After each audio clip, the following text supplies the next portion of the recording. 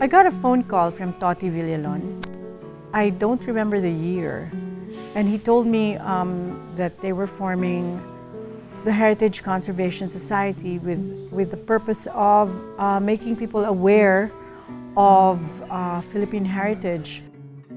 So when the Heritage Conservation Society was formed, I found like-minded people there. And of course it was helpful that I was getting into restoration at that time.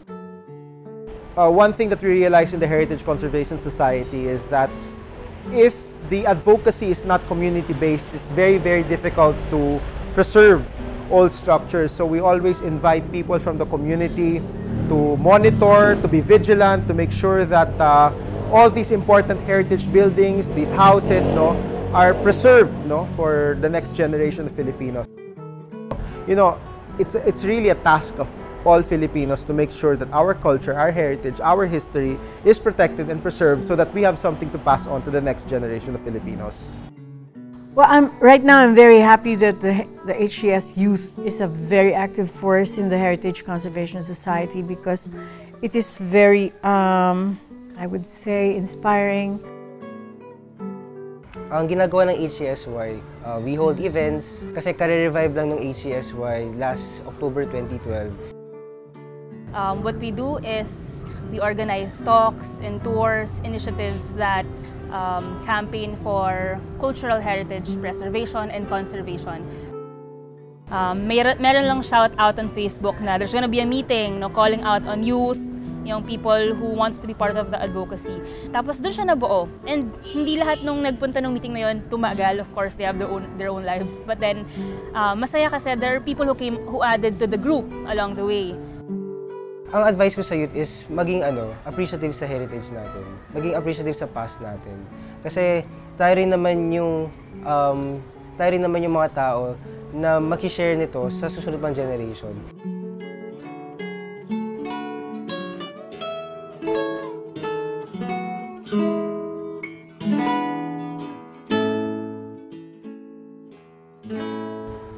I lived in Manila almost my entire life. I lived in Binondo. So sa Binondo, napakaraming heritage sites doon sa lugar na yun. Binondo is one of the most historically significant districts in Manila. No? It was founded in the 1500s as a place originally intended for the Christian Chinese just outside the walls of Intramuros.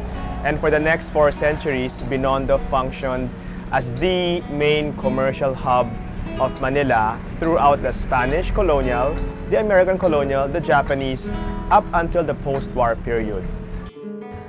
Sa paglipas ng panahon, actually recently lang, ang daming dinedemolish na bahay. As in, for example, when I go to school, may dinadaanan akong kali and then there were lots of heritage houses there. Tapos makikita mo talaga unti-unti dinedemolish.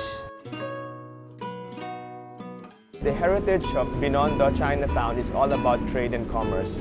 But the problem is, the very heritage of Chinatown is the very threat which it faces today. Like for example, the Capitol Theater, which was designed in 1935 by the national artist for architecture Juan Nakpil. Another building which needs to be conserved will be the El Hogar building, one of the older commercial buildings in Binondo, dating back to the late 1890s. It's a very popular venue for shooting commercials, but unfortunately, the building is in this state of disrepair.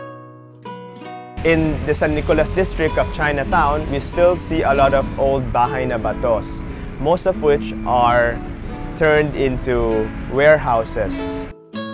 We need more work to make people realize the importance of these structures.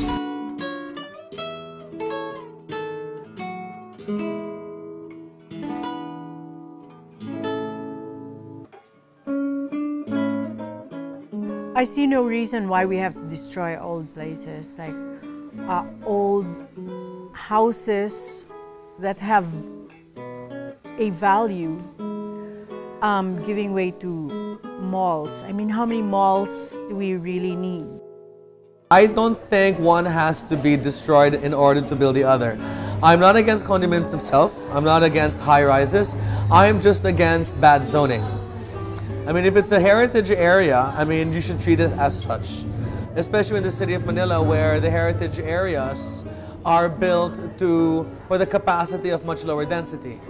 I mean, most of Manila was built when Manila's population was only 1 million people. Now that we're 5 million people. I'm a shopper, okay? I have nothing against malls, but too much of it and destroying old places, I don't see why we cannot convert old places into other useful places if they don't work anymore as houses. You know, you cannot exert too much pressure on these facilities. Right now, we already have the National Cultural Heritage Act of 2009 or Republic Act number 10066. No? This law, or is known as the Heritage Law, it basically mandates the protection of built heritage, no? Especially buildings that are at least 50 years old. We're not saying that all buildings 50 years old should be protected or preserved, but the best examples of these buildings have to be kept. No? Other buildings like the Meralco building, we lost that. We were pushing for its adaptive reuse as well. We heard that the Capitol Theater is also going to be demolished, and right now we are trying to make sure that the facade and the main elements of the building are incorporated into whatever new structure is constructed. No? There are actually a lot of good examples of adaptive reuse here in the Philippines. For example, there's the One Luna E-Services building, which used to be the first National City Bank. No? The National Museum is the adaptive reuse of the Legislative Building, the Department of Agriculture, and the Department of Finance. No? These are government buildings that have been converted into buildings of the National Museum. Okay, how do we help to save our built heritage? Well, number one, education. Make people appreciate our built heritage and know about it is the ultimate first goal that we need to do. People are not going to protect something that they don't understand or think they don't need. Number two, we got to start putting values on these things and have strict zoning. To know your own history is to arm yourself with confidence.